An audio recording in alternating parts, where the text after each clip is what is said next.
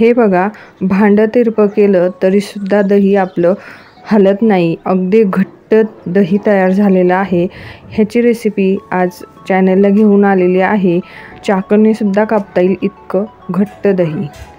सुजाता पाटील रेसिपीजमध्ये सर्वांचं स्वागत आहे. इथे मी अर्धा लिटर दूध घेतलेलं आहे. हे दूध म्हशीचं आहे. ते आपल्याला गरम करून घ्यायचे आहे.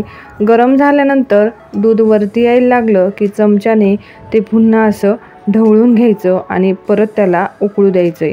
उकळू ह्यासाठी द्यायचं, दुधामध्ये थोडंफार पाणी असतं, ते पाणी आपल्याला आटवून घ्यायचं आहे. किंचितसं आपल्याला आटवून घ्यायचं आहे.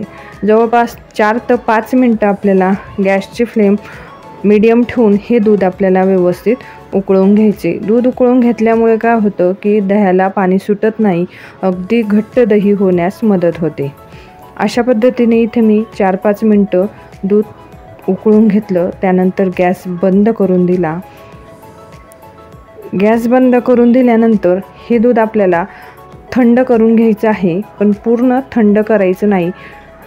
इथं बघू शकतात, आधी मी हे चमच्याने हलवून घेत आहे, म्हणजे आपल्याला ह्याचं तापमान व्यवस्थित चेक करता येईल.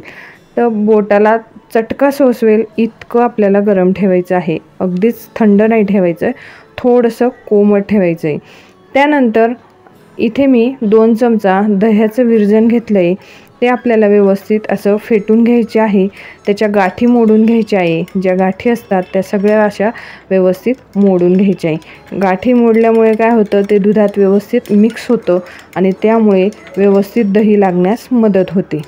अशा पद्धतीने गाठी मोडल्यानंतर आपल्याला काय करायचं आहे, ह्याच्यामध्ये जे दूध आपण दह्यासाठी घेतलं आहे त्या दुधातनं थोडंसं दूध आपल्याला या दह्याच्या विरजणमध्ये ॲड करायचं आहे. पुन्हा हे आपल्याला व्यवस्थित मिक्स करून घ्यायचं आहे. यात अजिबात गाठी राहिले नाही पाहिजे. अशा पद्धतीने व्यवस्थित मिक्स करून घ्यायचं आहे. आता आपल्याला दही लावण्यासाठी आपण ज्या भांड्यात दूध तापवतो त्याच भांड्यात आपल्याला दही लावायचं नाही. त्यासाठी असं पसरट असं भांडं घ्यायचं आहे. त्या भांड्यामध्ये आधी जे विरजण आपण ज्याच्या गाठी मोडून घेतलं आहे ते विरजण घ्यायचं आहे. ते विरजण टाकून त्या भांड्याला थोडंसं असं सगळ्या बाजूने लावून घ्यायचं. त्यानंतर आपण जे दूध घेतलं आहे, जे तापवून कोमट करून घेतलं आहे, ते दूध यामध्ये जितकं बसेल तितकं टाकून घ्यायचं आहे. पसरट भांड्यामध्येच दही अगदी व्यवस्थित लागते. शक्यतोवर पसरटच भांडं घ्यायचं.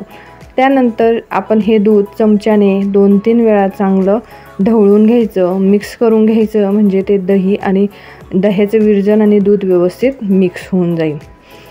आता असं मिक्स करून झाल्यानंतर याच्यावरती आपल्याला झाकण ठेवून द्यायचं आहे आणि हे 6 ते 7 तासासाठी आपल्याला बाजूला ठेवून द्यायचं आहे.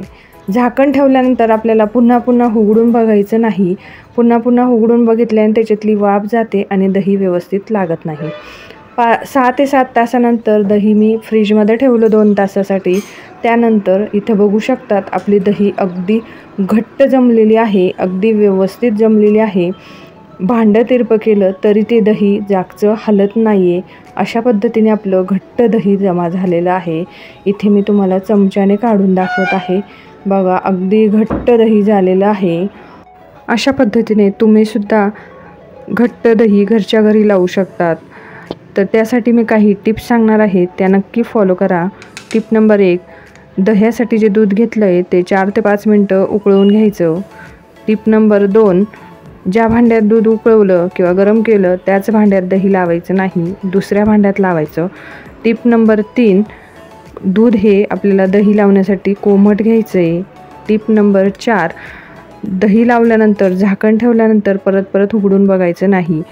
5 ते 6 तासानंतरच उघडायचं. टिप नंबर 5, दही बनल्यानंतर फ्रीजमध्ये 2 तासासाठी ठेवायचं, म्हणजे ते आंबट होत नाही. चॅनलला नवीन असाल तर लाईक करा, शेअर करा, सबस्क्राईब करा.